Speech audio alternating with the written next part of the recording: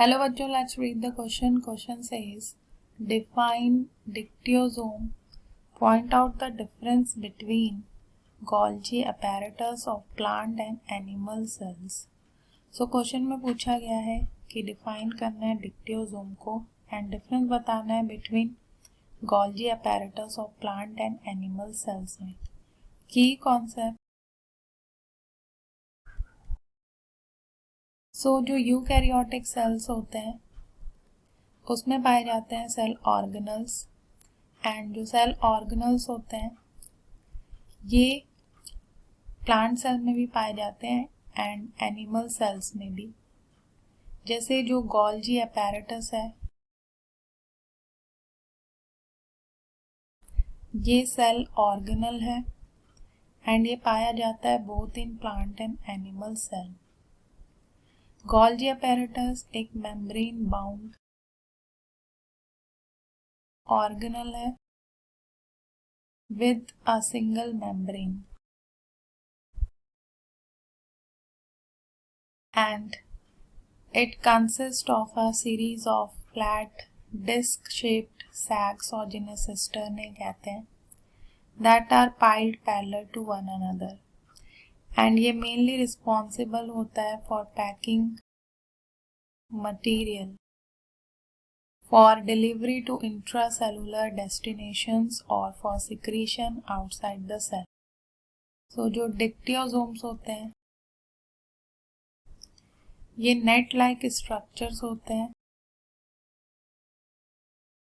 Of flat membrane bound सैक्स जिन्हें कहते हैं cisternae, found in the Golgi apparatus and ये हेल्प करते हैं plate formation during cell division in plant cells and they are also responsible for protein storage, modification, sorting and packaging are all done in dictyosomes. So जो dictyosomes होते हैं ये plant cell में पाए जाते हैं एंड जो डिफरेंस है between Golgi apparatus of plant and animal cell वो ये है कि जो प्लांट सेल होते हैं उसमें जो गोल्जी apparatus होते हैं consist of a number of separate units जिन्हें कहते हैं डिक्टियोसोम. सो ये पाए जाते हैं प्लांट सेल में एंड ये जो होते हैं प्लांट सेल में डिक्टियोसोम्स ये स्कैटर्ड होते हैं.